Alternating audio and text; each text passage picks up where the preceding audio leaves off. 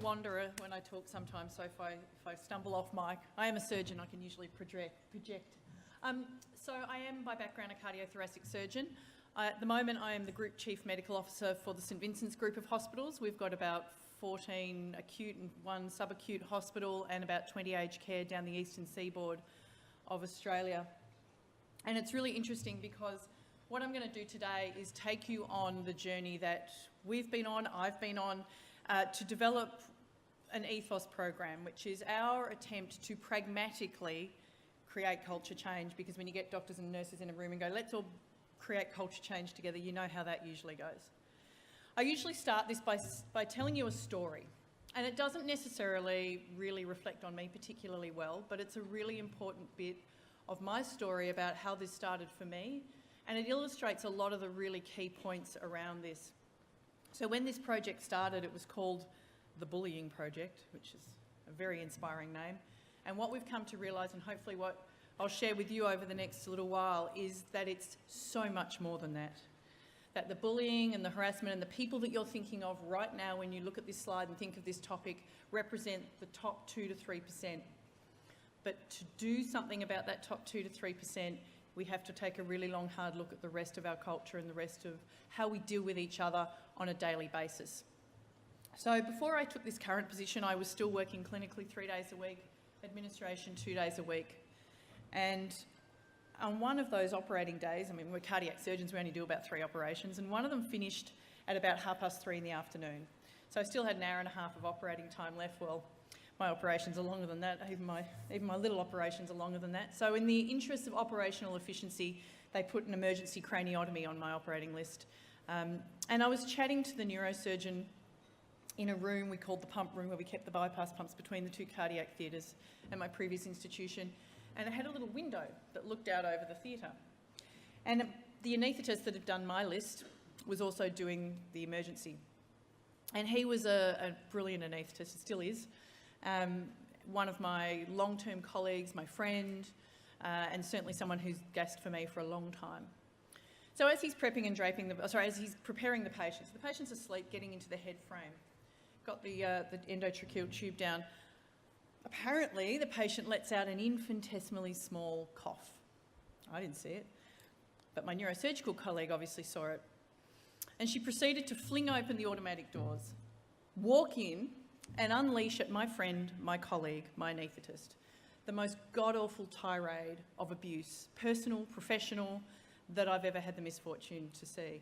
She was one of our open secrets. We've all got them. I knew of her. I'd never seen her in action. Those that could flee, fled. The others looked very busy in the corner. And I watched my anaesthetist friend, and he didn't miss a beat. He didn't deviate, he didn't stop, he didn't look at her, he didn't respond. He just kept putting the patient in the head frame, checking the machine, getting everything ready. And she kept ranting. And I nominally was the Director of Medical Services, so nominally had some authority over doctors. I was about 10, 11 years a consultant, so she was my peer. And I had a decision to make about how I handled this. And I like to think that I was just shocked into absolute paralysis, and I'm sure some of it was that. But the doors closed, and I let them. And I turned and I walked away. And I didn't sleep much that night, and I went up to my friend the next day and I said, Tim, I'm so sorry. And he said, what for? I said, well, I kind of just abandoned you. You shouldn't have to put up with that. And he looked at me and he just shrugged his shoulders and went, oh, it's all right, I'm used to it. And it just made me realise, what sort of environment have we normalised? That this man comes to work and expects abuse like that when he wouldn't tolerate it at his son's school or down at the shops or in the street, but he comes to work and sets a new normal. We've all set a new normal. And over my journey, I've realised just how normalised I've become. Female, cardiac surgery. I've normalised a lot of stuff. I've adapted to a lot of stuff. And this is how we began this, to say, well, it's not just about that person. And when you talk to that neurosurgeon, I will guarantee you, because I've heard her say it before, that her response would have been, I was doing it for the patient. Sort of hoisting up this noble shield of patient safety. And what we know, and I know a lot of you, and I've been so pleased to sit here this morning and see how far you're already in your journey, in terms of realisation of the factors that contribute and the damage this can do, because we know now that, in fact, this person was harming her patient and her staff.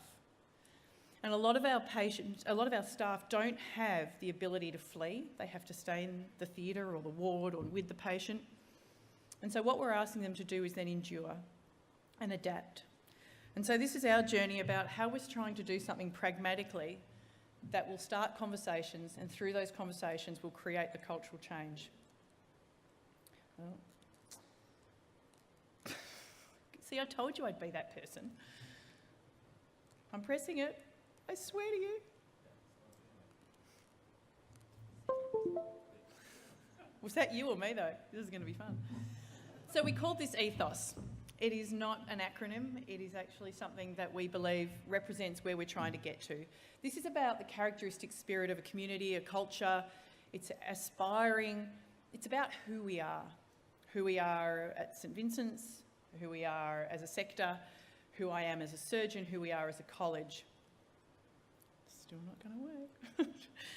So, the clinical world, really intense. So one of the things that when I first started this, people would say, oh, well, you know, we're special, we're different. Hear it all the time. And it's true, we are, but we're same, different. And I think what's really important is that we acknowledge what we bring in and what our environment provides us with, and potentially that we're not tackling it the best way. The clinical world is intense. It is different, but it is also the same. We are human beings interacting in sometimes stressful situations. There are lots of other industries that do the same thing. We have a clinical hierarchy. This won't change. It's about safety, it's about training, the apprenticeship model. But when it is leveraged for something different, that's when it becomes detrimental. We've found in our experience, and this has been reflected, I believe, in some of the other literature around the world, is the insular environments are most at risk. Cath labs, theatres, EDs, ICUs, whether they're geographically isolated or they have strong personalities that control that sort of area and make it insular. We're very tribal, we're very niche in medicine particularly, and that's where we can have some areas that are particularly vulnerable to behavioural issues. I love some of the traditions of being a surgeon, of being a doctor, belonging to the college, but some of our traditions are killing us. They're hobbling us from progressing, and we have to move away from them.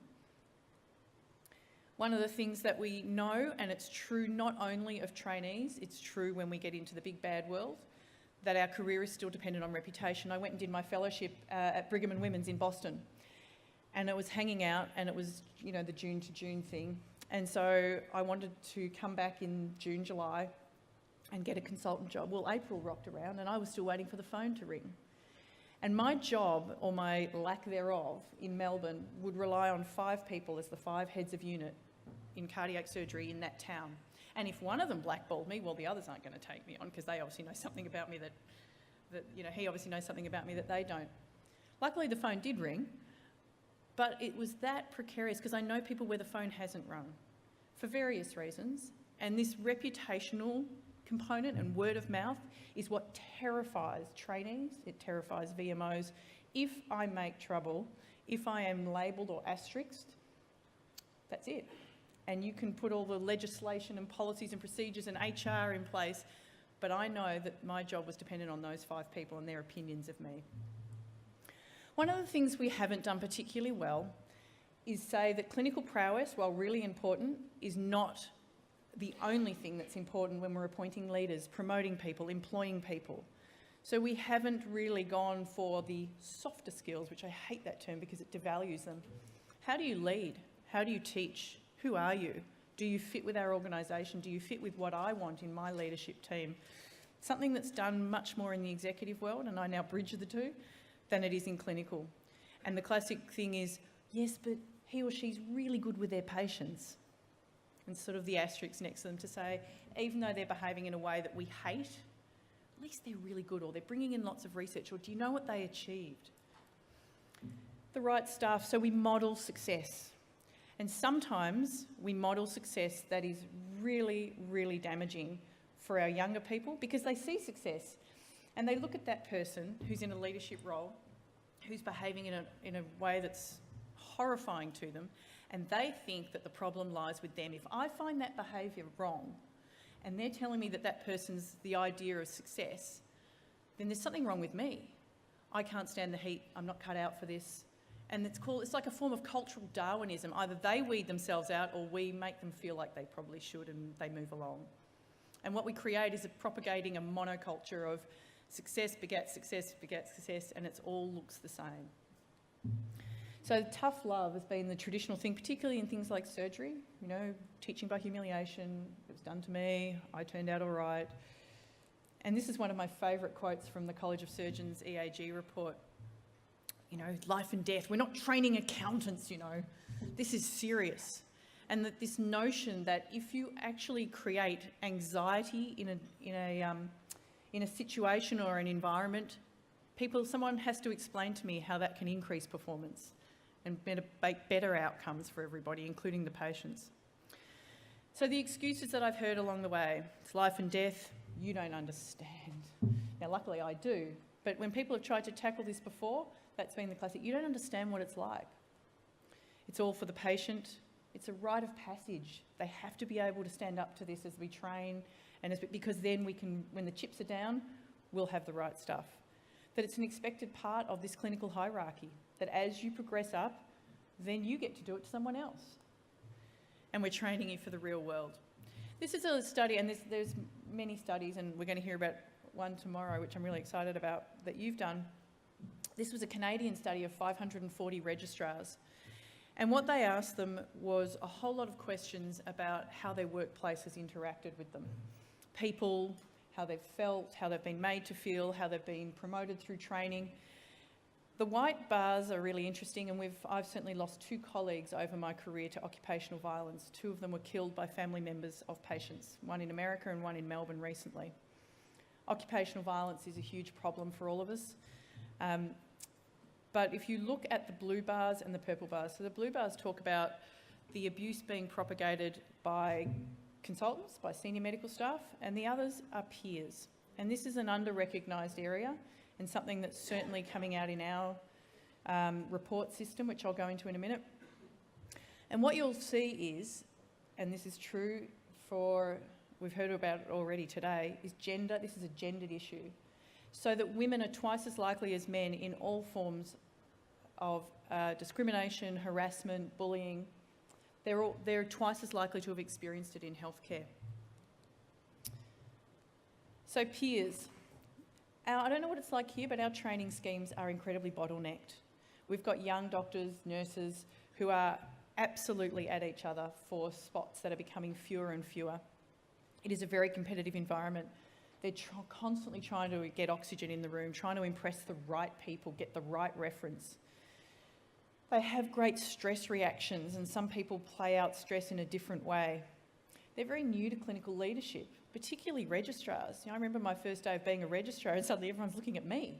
Well, Friday I was a resident. Somebody was telling me what to do. Monday you're all looking at me saying, should you take the drain tube out? Should that patient go to theatre? Should that wound be... I don't know, but now I have to pretend I know.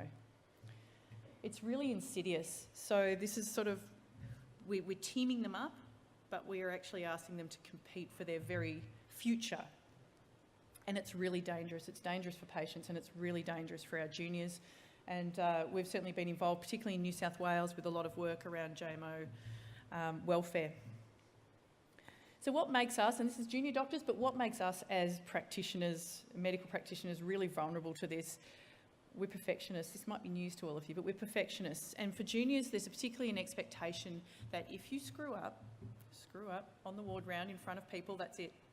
I was doing a project at my last institution where we overhauled nights. We took the nights, which were horrendous, and we turned them into something that was really positive. And one of the nights that I was there doing this at the start, there was an orthopaedics non-accredited. The non-accredited registrars are the hungriest and the most vulnerable. And the phone had run out of batteries, the orthopaedics phone, the back phone. And he didn't know the code to the office, but he didn't want to call anybody to ask for the code to the office, because then I've woken someone up and it's my fault. And he was literally distressed. It sounds ridiculous, but he was distressed at the thought of having to wake up his consultant or wake up a senior registrar to find out what the code to the office was. And it's this siege mentality. There is this hierarchy. They do feel powerless. They think they are voiceless sometimes. They need to impress, get those references. There's a sense of urgency. They're in a hurry. They don't want to be a non-accredited registrar 6 years out. They want to be on the program now. And now we're asking them to make those decisions so much earlier. They're streaming straight out of medical school, which I think is ridiculous. As interns, they're being asked to make a decision about the rest of their life. And they're modelling the right stuff. They're trying to be what they see. And if those examples are poor, then they model that. One of the last things I had to do before I left my institution, my last institution, was actually to discipline a non-accredited neurosurgery registrar. And he'd been my resident in cardiac surgery. And he was one of those bright stars, those you just go, wow. You leave him to do it, he does it 10 times as well as you thought he would. Initiative, clinical nous, hands, he had it all. And he was just a delight. 6 months later, I am getting complaints from all over the hospital about this guy. He's horrendous, he's a nightmare, he's rude. And I sat down with him and I said, Josh, what on earth? And he just didn't say anything, he just looked at his hands, and I just said, just because you're seeing a behaviour that you think will get you where you want to go, do not do this, because it will dog you far outside these walls when you see people that are modelling the right stuff. We're very, and this is the same for us as senior medical staff, you can set up all the peer support networks you want, but we are very reluctant to show weakness, to show that we are the only ones in the whole hospital who can't handle it. And so we don't tend to access the support that we need. So very high achievers, very competitive, tunnel vision. Socially immature, this is changing a bit with postgrads who bring a lot of life experience. They've often got their own businesses. I did intern interviews at one point and felt inadequate because one of them said, oh yes, I've just become a finalist in Bill Gates' app competition and I'm flying to Seattle next week, and sure enough, there she was on his blog. These people are amazing. But in my day, certainly the sort of undergrads, I mean, I came out of medical school and I knew nothing about anything. They have huge expectations of themselves. They've always been high achievers. They've always been doing things in a hurry. And there's assumptions they make, and I'll talk about this a bit more later, particularly women, making assumptions about how you get where you need to get. I'm big on these 3 areas of transition. The 3 areas of transition that I've experienced in my life are the most stressful points of my professional career. The first one, medical student to intern. I love going and giving that intern address on orientation day, you know, the very first day of intern orientation, and the room is just buzzing. And I remember saying to them, bottle this. Bottle it and put it in your pocket for when somebody around you needs it during a heavy time in the following year. Because that transition from medical student to intern is incredibly stressful. Now, I think we actually have come a long way. I think we do this really, really well. I think we support them. I think we understand them. I think there's a real network that builds up. The next one is from HMO to registrar, and as I say, this for me was an enormous leap, you know, and I don't think we do this at all well, particularly in these days of operational accountability. Registrars make the decision about whether people go home, whether they go to theatres, what sort of tests they get ordered. And when you're a junior registrar and you don't know what to do, what do? You keep people in and you order more tests till the consultant gets there the next day or the day after that. And I think we ask them to be now very accountable for something we don't prepare them for. And I think that's, and it's difficult for hospitals because they tend to come under the auspices of the colleges, and that's how they see themselves. But as hospitals, we need to bring them back and start supporting them during that transition. And the other one is registrar to consultant. I don't think I had stomach lining for the first 12 months of a consultant. Every time the phone rang, you'd peel me off the ceiling. I had an ICU consultant ring me up one time, and you can hear the beeps as soon as you pick up. And I had fresh post-ops, and I was like, yes, what? And he said, oh, I'm just letting you know I'm about to go home, and Mrs. Jones is looking really good, off her noradrenaline, looking warm. And God, man, don't do that to me. It's such a stressful time, and yet we just expect them to crack on. Suddenly you're on the on-call roster. Anything that comes through the door is you, and don't you be calling anyone, because that means you're not really ready to be a consultant. You're either the real deal or you're not. You've been away, you've done your time, now step up. And it's a really, really difficult and stressful time. So we've decided that Ethos is about ultimately defining who we are, but also what our legacy is for the next generation. And I can tell you we've had a lot of, in developing this, a lot of input at a national level from medical students, junior doctors. They are hungry for this. There is a generational restlessness about the fact that this can't continue. And what's been the other dynamic is clinicians leading this, senior clinicians. One of the things that people were afraid of when I was a bit of the lone nut, you know, talking at my executive about this. And one of the big concerns is the doctors will hate it. The doctors will hate it, and they're scared of doctors. The doctors will hate it, and then we'll just look like idiots. And the doctors have loved it, and they've supported it, and they've led it. And part of that, for some of them, is that their children are now coming through nursing, medical, allied health, schools, colleges, universities, and they don't want what happened to them to happen to their children. This is our information from a Beyond Blue Australian study a couple of years ago, and really what it shows is the same thing that you've already described today. Levels of very high psychological stress, suicidal ideation in doctors, twice as much as other professional groups within the population, and women significantly more so than men, and burnout. So the status, I don't know what it's like, although I'm getting the feeling that it's the same from what you've been talking about today. In Australia, there's a lot of political pressure now around this. So the College of Surgeons report that came from a comment from a surgeon at a book launch, this tiny little comment that then went global and created something incredibly positive. But there's a lot of pressure, and organisations are scrambling to know what to do. And when the EAG report came out, and for those of you, any of you who haven't read it, which I'm sure there's not many who don't at least know, it showed that 50 to 60% of all fellows, whether they were trainees or fellows or senior fellows, had had bullying and harassment, sexual discrimination within the workplace. Cardiothoracics was the worst. And what it really showed at the time was that the college really did this to prove that there wasn't a problem, to get people to move on. They honestly believed there wasn't a problem, and they were stunned by two things. Firstly, the response rate. Doctors never returned surveys. And secondly, the fact that when they returned it, that these findings were resounding across all specialties. Give or take, some were about 40% to 60% across all specialties. And it really has started. And on the day, I was doing some media, because whenever anything comes out, they always roll out the female surgeons out of the file. You know, with female surgeon, oh yeah, here you go, Victoria. And it was funny because they asked me on the radio, one radio interview I was doing, that said, do you feel ashamed to be a fellow today? And I said, you know, actually I've never felt prouder, because they could have ignored it. They could have glossed over it, which, you know, would have been the easy thing to do. You bring out your HR reports, you say, oh, we don't really have a problem, look, we've only got 2 or 3 reports, and you move on, and they didn't. And they returneth unto their vomit to this day, and they continue to work towards it. And the other colleges who have done similar surveys but have kept it much quieter have found very similar results. One of the things with clinicians that we have found enormously helpful is the leverage around clinical danger from behaviours. So you might go off and you might learn robotic cardiac surgery, and yay, it's fantastic, and you come back and you behave in a way that negates what you've just learned. So your KPIs, the KPIs as a surgeon that I have, bleeding, takebacks to theatre, death, stroke, sternal infection, all of those things will be impacted if I behave in a certain way. And that's been incredible leverage, because some of them have said, I thought we were talking about behaviour. One of the things that we've noticed we do press gaining for our patient experience.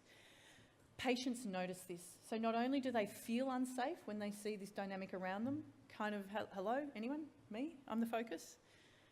But they also notice what this means, the tension. It's like going into a room where the parents have been fighting. You know, the kids notice, the patients notice. They don't feel safe.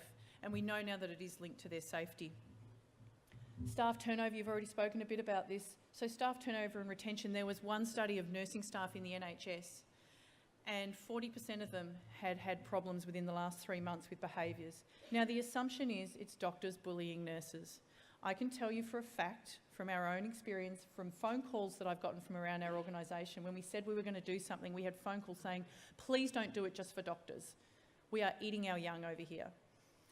So nursing staff in the last 3 months, 40% of them had had some sort of behavioural issues, and they had been changing shifts, changing departments, and eventually 20% of them said they were planning to leave within the next 12 months because of behavioural issues. Now, if you are losing 1/5 of your workforce every year, operationally it cripples you. It cripples your skill base. It certainly cripples morale and innovation. People are resetting their career goals based on what they see around them. And for institutions, it's major. Not only operational efficiencies, your reputation, the potential you have as an organisation to care for your patients, not to mention legal costs. So when you look at programs like this that have been put in the US, there is a significant, as in 80% reduction in the first year of medico-legal payouts for those, because they can identify at-risk people, people who are going to propagate behaviours that are going to cause them issues legally. So this is some data from the US that shows 10,000 procedures and wound complications post-op. The surgeons, this is only unsolicited patient complaints. This is not staff observations about each other. And what they found was surgeons with the higher number of patient complaints had more wound infections, and that this was actually intensified, you can see the diverging, the higher the acuity of the patients. So the more complex the patient, the more at risk and vulnerable that patient is, the more this effect was seen. This is hot off the press in February of this year, JAMA Surgery, and shows that again, for unsolicited patient complaints, 32,000 procedures, 800 surgeons, if you're in the top quartile of those patient complaints about behaviour, you have 14% more surgical complications, all those KPIs, bleeding, infection, sepsis. So this actually matters to your outcomes. You might be an absolute gun, but if you're not a nice person at work, then your patients are actually suffering. So when we look at the background, it does increase safety behaviours, it does decrease patient safety. It does impact on the efficiency and the revenues of the hospital. But the evidence shows that if you intervene early and you show people, we have a highly motivated, highly intelligent workforce, and some people are just not reacting well to their environment. Some people think they're being funny. If you give them, where appropriate, time to reflect, most of them will. People said to me that you needed cultural change to put something like this in. The cultural change comes through the conversations that it creates. I don't know if any of you are old enough to remember. In Australia, certainly 25 to 30 years ago, nurses were allowed to smoke on the ward in the tea room, and you would walk onto the wards in the tea room, onto the wards, and you'd see this sort of 2 feet of smoke hanging from the ceiling and sort of leaching out into the corridor, and it was normal. And I actually did a round once with a thoracic surgeon smoking. The irony, he was irony impaired. And the nurse would carry the ashtray and he would butt out and speak to the patients. And now, you think about how far we've come and how enabled in the culture people would be to actually change that behaviour today. So if I or our CEO or our chairman of the board walked into one of our hospitals and lit a cigarette, the most junior student nurse or doctor would feel completely culturally enabled to walk up to that person and say, that's not on, get out. Please go and do that somewhere else. That's where we need to be. But to do that, we need to create the right conversations now. So we hope that in 5 years, our Ethos program is redundant, sitting in the background, kind of just humming away when it's needed. But the majority of conversations are happening as they should by peers at the moment. So one of the things that we found was, as the head of clinical governance for our organisation, I get a lot of root cause analyses, and I keep saying to people, the next person that brings me a root cause analysis where the outcome and the recommendation is another checklist dies with boots on. Because quite frankly, we have 23 admission, in one of our private hospitals, and I haven't done an audit of all of them, 23 admission checklists. And inevitably when we do the medico-legals, they either haven't been filled in, have been partially filled in, or just tick and flick. The wrong patient appeared on my operating table. Beautifully prepared checklists, everything signed off, looked beautiful. When we went back and looked at it, it was an amazing thing of where human factors, culture, can manually override any safety procedure or policy you put in place. So assumptions had been made, questions hadn't been asked, nobody wanted to ring up, the system didn't work, the computer system was down, someone was away, blah, blah, blah, blah, blah, blah, blah, blah, blah. Oh, tick, must be the right thing. Oh, she must have changed the list, tick. Luckily, as I say, we only do 3 operations. Luckily, I was doing 2 different operations on that day. And we were doing the timeout, and I can hear this mumbling going on as they're doing the timeout, the registrar, and I turned around and they said, what valve do you want to use? And I said, it's grafts. And they went, no, it's not. So we did the timeout and realised it was the second patient, not the first patient.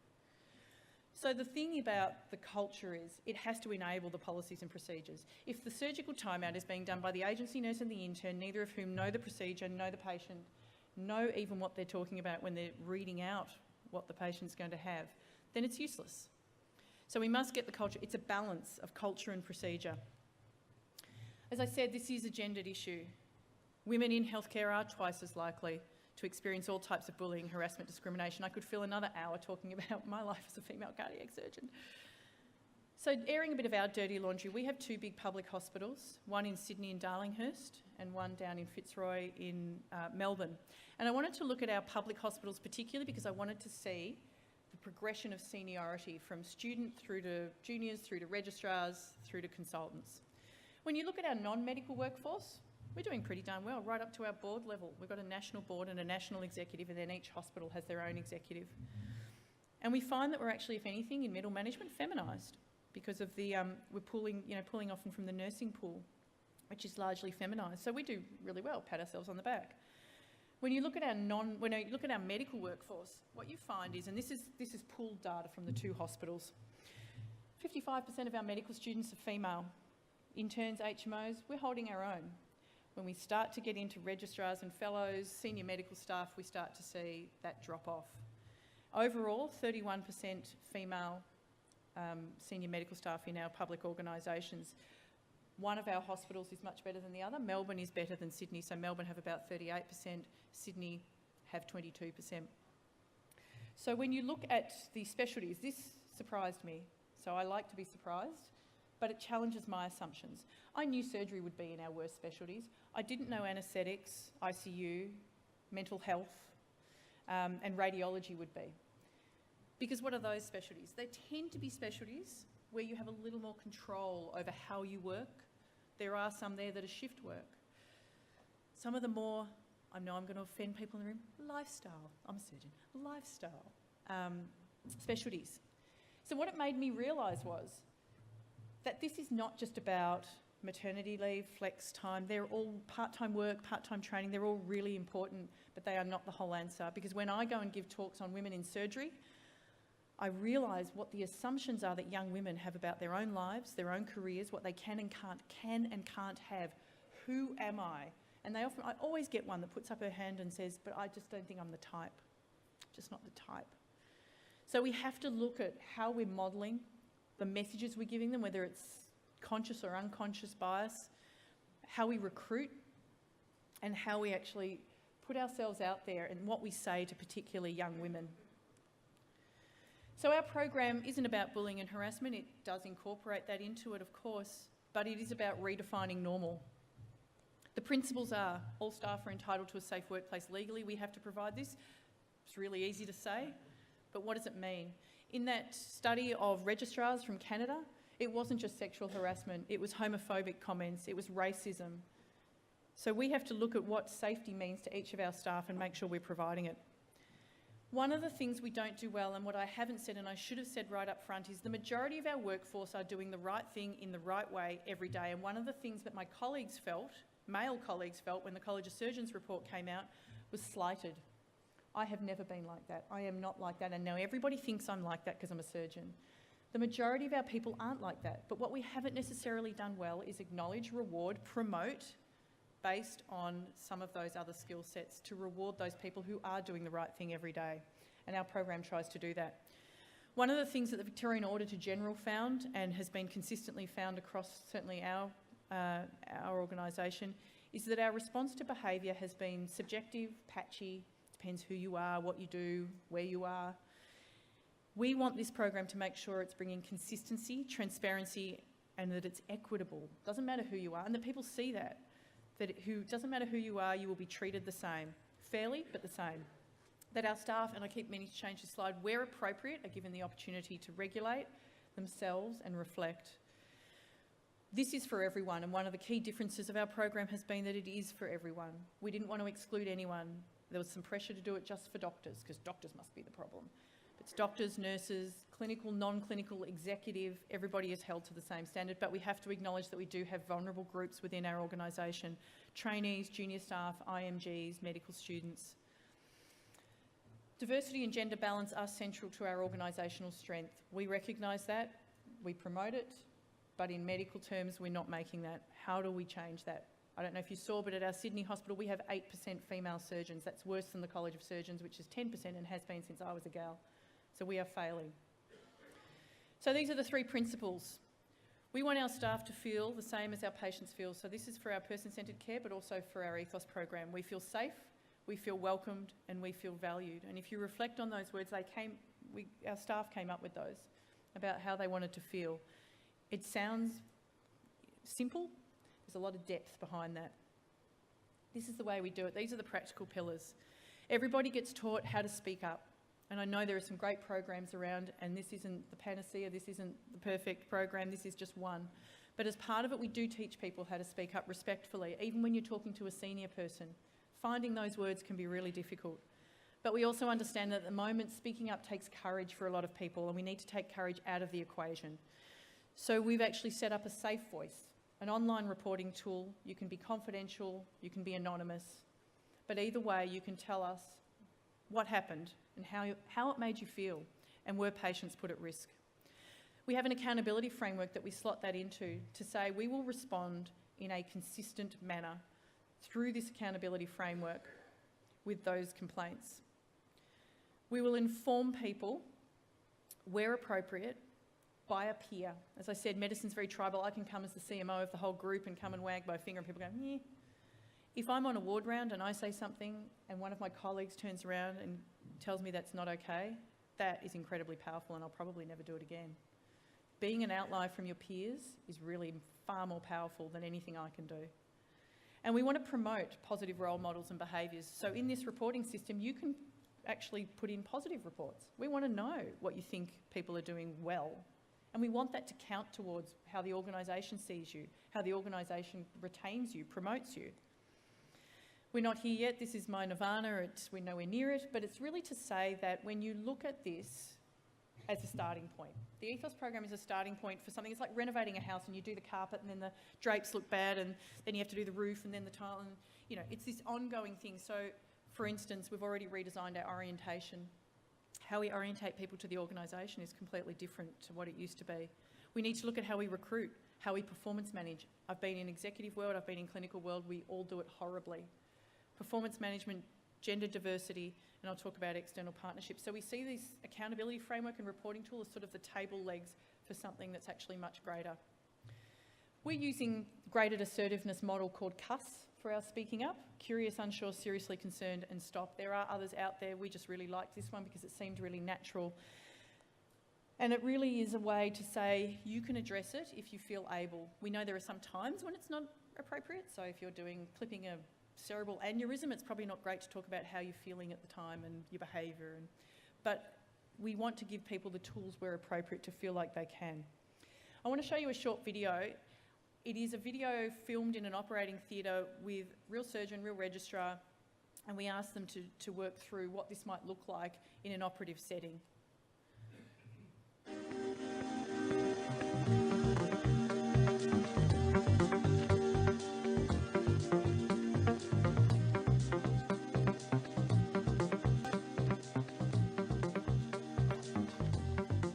Bridge, you're about right to start? Yeah, no, I'm all set to go, so I'd be happy for you to start. Okay, and as always, let me know along the way if you've got any concerns with what we're doing. I'd rather know about it in a timely way than have a problem later.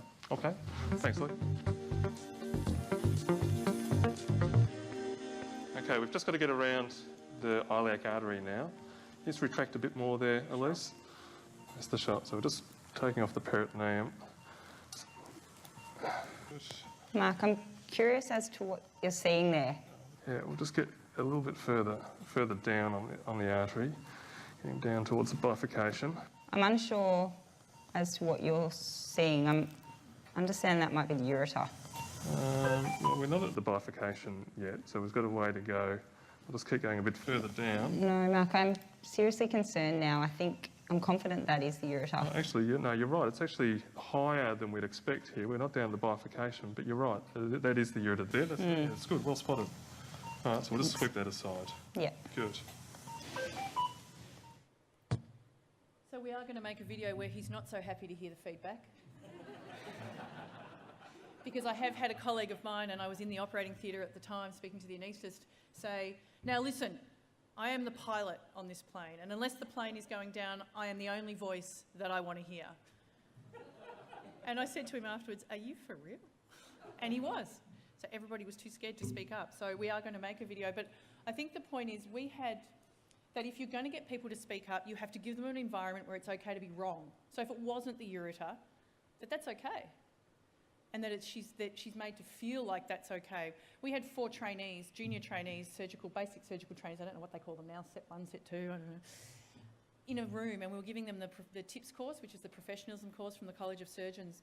And we asked them a question and we said, if you had consented the patient for a right leg, you'd marked with the texter on the right leg, the consultant didn't prep the arrow in the field and was about to operate on the left leg, what would you say to them?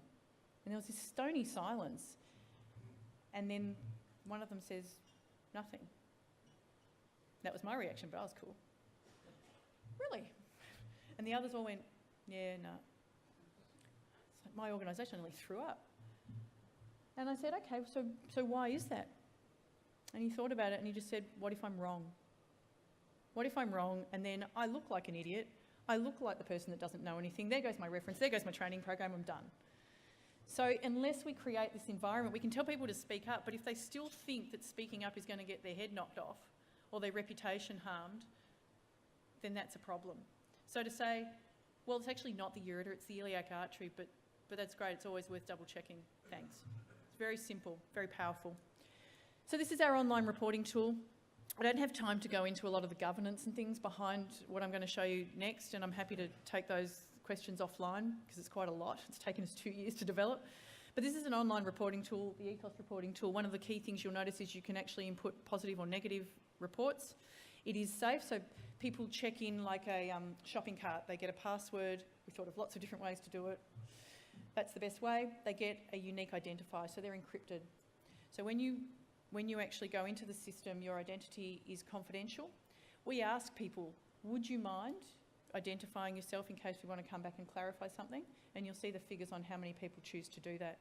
But you can be anonymous. Now, in Australia, certainly, there's legal limitations on what we can do with an anonymous report. It has to be kept in the informal space, but we'd rather know than not know. And one of the things about it is people were concerned about vexatious complainants. It's the number one concern that clinicians have, and it's the least problem that there are commercial products like this. There are other medical facilities using these sorts of things overseas. It's not usually a problem, but we had to be sure that we had some sort of mechanism. So what we do is if I put in a report and I log in and I'm number 101, as it pulls through the system to the triage team, when my name comes up with the report, it also comes up with a number next to me of how many reports I've put in. So it might say number 101 has put in 10 reports. They can click on those reports, I'm still not identified, and say all 10 reports have been in the last 3 months and it's all been about that anaesthetist. Then under our governance laws, there's someone within the organisation who controls the governance of this and can actually choose to identify that person as a vexatious complainant, and they go through a different process. So there are some safeguards in place, but it honestly hasn't been a problem. There are commercial products used by BHP, Toll Holdings, and they haven't had a problem with it. People tend to respect what they're putting in. These are just some of the reports that we've had in so far, and we've had a lot of really interesting ones, but it makes the connections between safety and behaviour. So we had a senior doctor on a round, patient had barrier precautions in place, needed to be gowned and gloved before you go into the room. Consultant went to go into the room, the nursing staff asked him to gown and glove, he kind of waved them away, kept going, went in there, didn't wash his hands afterwards, moved on. Another one was a Met call was called, and the ICU liaison nurse came out all stroppy, obviously having a busy day, and absolutely berated this nurse for calling a Met call on a patient, that how it wasn't, gave her the 50 ways it wasn't needed, and if she was just a better nurse, she would have known that. Another one was we had a neurosurgical patient in our one of our neurosurgical HDUs deteriorating, and the nurse called the junior staff member, the SHMO, and he was more worried about, I don't know if you do have TAC, like the road funding, it was a trauma patient. He'd obviously had pressure put on him by his consultants for the morning ward round to make sure all the TAC sort of paperwork was done. So in the middle of the night, patient's deteriorating, he's saying to the nurse, yeah, but have you done the TAC paperwork? The nurse is saying, I don't know, I'm seriously concerned about this patient. And he's saying, I don't care, what about the TAC paperwork? That's what I need to have done. Patient continued to deteriorate, needed a Met call. This just demonstrates what we know from our own experience, and that is the majority of people are there doing the right way. So you can see 85% of people, this is US data, 85% of people get no reports over a 3-year period. Of those that get one, the 10% that get one, bad hair day, bad stress reaction, they regulate themselves and you're never heard from again. And these are the ones that you're thinking of, these ones marching up the insightless path to self-destruction. Now, one of the really important things that you'll see is to make sure you understand the reason why this person is. Are they insightless and rude and nasty, or do they have things that we need to help them with? Again, I don't have time to go through this in great detail, but this is our accountability framework. It has two main portions, the informal and the formal. So I put in a complaint. I put it in about somebody. That pulls through the system. It tells them how many complaints has that person had against them and how many complaints have I put in. The triage team, which is we've got a small team of clinicians with HR and legal advice as required, that make a contextual judgment on where that sits.